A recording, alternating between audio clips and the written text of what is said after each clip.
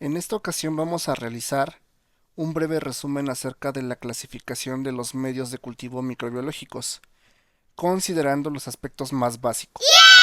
Los medios de cultivo dependen del microorganismo que se pretende cultivar y de la finalidad de su cultivo. Por lo tanto, podemos hacer una clasificación de los mismos considerando su composición química, su estado físico y la finalidad del cultivo. Sin embargo, como la clasificación se puede hacer considerando diferentes criterios, un medio de cultivo puede clasificarse en más de una categoría. En primer lugar, tenemos los medios de cultivo líquidos, que son ampliamente utilizados a nivel laboratorio, pero aún más utilizados a nivel industrial, por ejemplo, en procesos fermentativos. Los medios Nice. líquidos no llevan adicionados agentes solidificantes. Recordemos que los agentes solidificantes suelen ser agar, gelatina, albúmina, etc.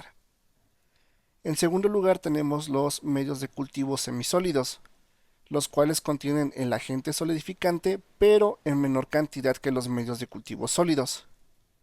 Y por último tenemos los medios de cultivo sólidos, los cuales contienen un agente solidificante aproximadamente entre 1.5 y 2% de agar, generalmente. Ahora vamos a revisar la clasificación según su finalidad. En primer lugar tenemos los medios de cultivo considerados como comunes u ordinarios. Estos medios de cultivo contienen los nutrientes mínimos que permiten el crecimiento de un gran número de microorganismos, pero no de los que requieren nutrientes especiales. Por ejemplo, tenemos el agar nutritivo, el agar soya tripticaseína y el agua peptonada, los cuales son comúnmente utilizados para reactivar o cultivar microorganismos que no son exigentes.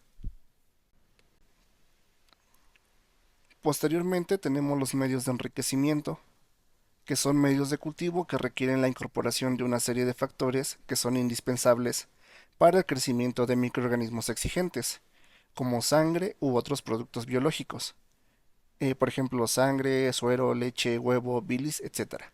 Dentro de esta clasificación podemos mencionar algunos medios de cultivo, como son el agar sangre, el agar chocolate, el caldo infusión cerebro-corazón.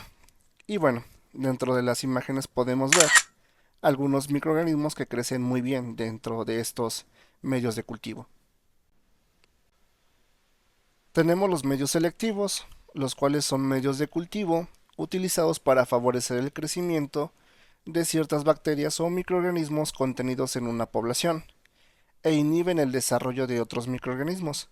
Por ejemplo, tenemos el agar salmanitol, el agar McConkey, el agar endo, el agar EMB y el agar XLD. Como podemos observar en la imagen de la izquierda, tenemos el agar McConkey, un medio considerado como selectivo, que favorece el crecimiento de una cepa de interés, en este caso E. coli, e inhibe el crecimiento de una cepa que vamos a llamar interferente. En este caso estamos trabajando con Staphylococcus aureus. En la imagen de la derecha podemos observar el caso contrario. Tenemos el medio de cultivo Vogel-Johnson con una cepa de interés, es decir, que favorece el crecimiento de este microorganismo, donde estamos utilizando en este caso Staphylococcus aureus, pero inhibe la cepa interferente, en este caso E. coli. De esta forma podemos decir que estos medios de cultivo son selectivos, porque favorecen el crecimiento de una bacteria, de un microorganismo, e inhiben el crecimiento de otros microorganismos que no son de interés. Finalmente, tenemos los medios de cultivo diferenciales.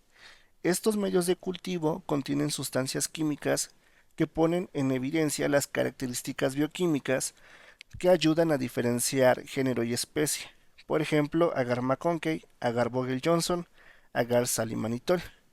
Vamos a retomar los medios de cultivo agar McConkey y agar Vogel-Johnson, que en la diapositiva anterior mencionábamos que son medios de cultivo selectivos, pero que también pueden ser considerados como medios diferenciales. Por ejemplo, en agar McConkey podemos tener el crecimiento de E. coli y de Salmonella aboni. Sin embargo, en este medio de cultivo podemos observar las diferencias entre estos dos microorganismos. En el caso de E. coli, se presentan colonias de color rosa que pueden estar rodeadas de una zona con precipitación de bilis. Por el caso contrario, si tuviéramos la presencia de Salmonella aboni, tendríamos colonias de incoloras a color beige.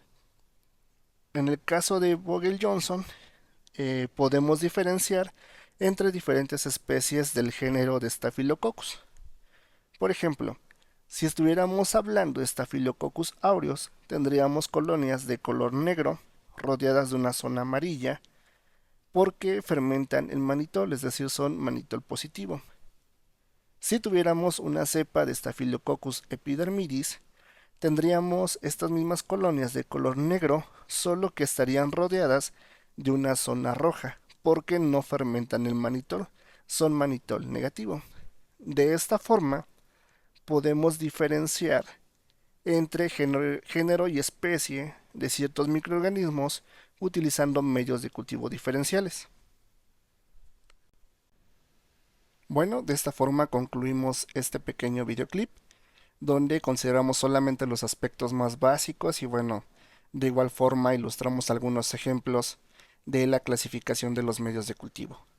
Si te gustó el video, por favor, dale pulgar arriba y compártelo.